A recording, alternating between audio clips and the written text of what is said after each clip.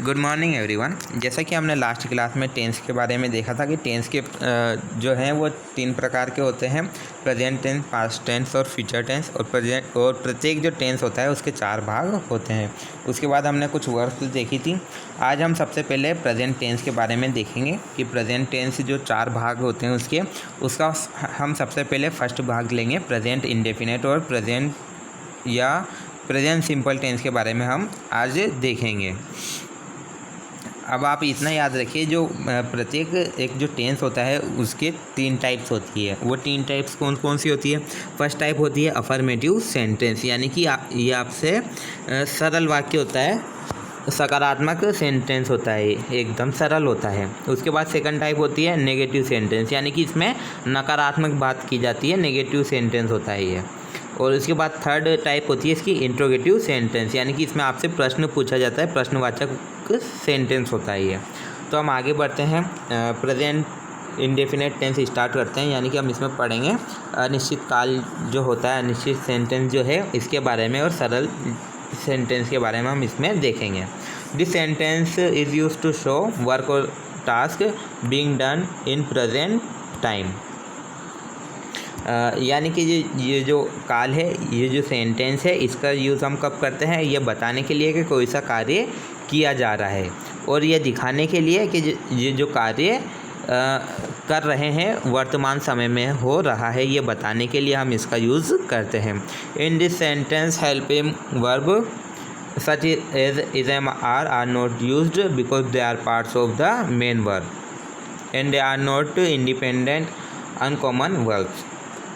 यानी कि इस टेंस में हम जो हेल्पिंग वर्ब होती है, जैसे कि कौन कौन सी हेल्पिंग वर्ब है? इज एम आर है, ये जो हेल्पिंग वर्ब है इनका यूज़ नहीं किया जाता है, इनका इस्तेमाल, इनका प्रयोग नहीं किया जाता है, क्योंकि वे मुख्य क्रिया के भाग हैं। यानी कि ये जो वर्ब्स है, हेल्पिंग वर्ब्स जो है, ये जो मुख्य क्रिया होती है, मेन वर्ब जो होती है, उसके भाग हैं, और वे स्वतंत्र और सामान्य क्रिया नहीं है। यानी कि ये स्वतंत्र क्रिया नहीं है और ये सामान्य भी नहीं है।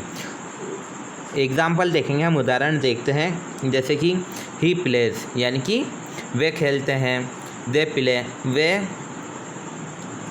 खेलते, फर्स्ट एग्जांपल देखा हमने ही प्लेज, यानी कि वह खेलता है। उसके बाद देखा हमने दे प्ले, वे खेलते हैं।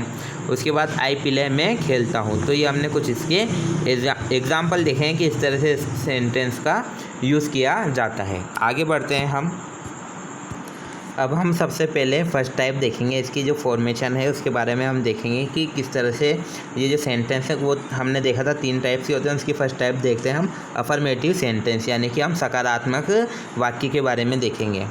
यहाँ पे लिखा गया है एस और E S is added with the first form of verb with third person singular subject he she it Ram and only the first form without S E S is used with I we you they and plural subject. यानी कि आपके यहाँ बताया गया है कि S और E S को हम जो फर्स्ट फॉर्म होती है वर्ब की, उसके साथ हम एस ई एस को लगाएंगे। यानी कि सिर्फ जो वर्ब की फर्स्ट फॉर्म होती है उसके साथ में हम ए सी और एस और ई एस को यूज़ करेंगे। और कब? जब जो तीसरा जो साथ में जो व्यक्ति है, एक वचन विषय की बात की जाए, यानी कि थर्ड पर्सन व्यक्ति की बात की जाए। जैसे कि थर्ड पर्सन व्यक्ति क्या होता है? ही, शी, इट और नेम, ये जो है ये थर्ड पर्सन है। यानी कि ही आ जाए, शी आ जाए, इट आ जाए साथ में, या किसी व्यक्ति का नाम आ जाए, ये जो चीज़ें हैं ये थर्ड पर्सन कहलाती है। ये थर्ड पर्सन जहाँ पर आ जाए और वर्ब की फर्स्ट फॉर्म हो तो वहाँ पर हम एस ई एस साथ में लगाएंगे सेंटेंस में। उसके बाद यहाँ बताया गया है second, and only the first form without S E S is used with I we you they and plural subject. इसके बाद यहाँ बताया गया है कि यदि आई आ जाए, वी आ जाए, यू आ जाए, या दे आ जाए, या प्लूरल सब्जेक्ट आ जाए, यानी कि बहुवचन की कहीं बात की जाए, तो वहाँ पर हम साथ में जो फर्स्ट फॉर्म होती है वर्ब की, उसके साथ में हम एस या ई एस नहीं लगाएंगे। आगे बढ़ते हैं हम।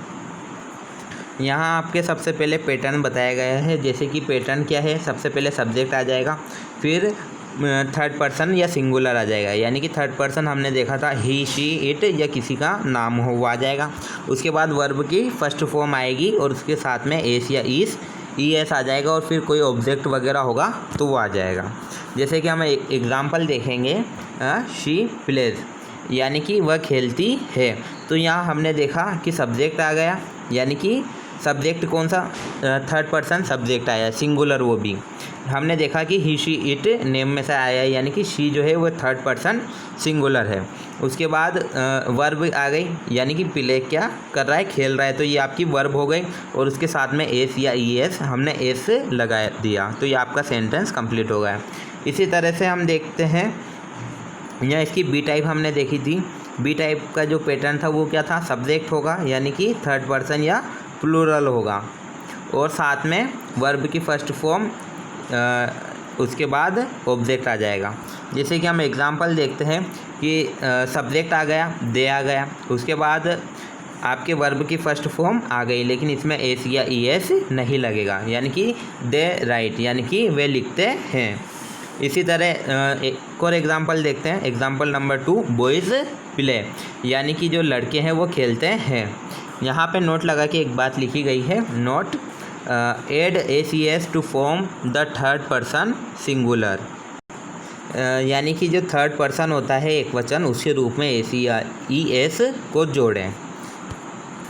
इसके आगे हम नेक्स्ट टाइप जो है इसकी वो नेक्स्ट क्लास में देखेंगे।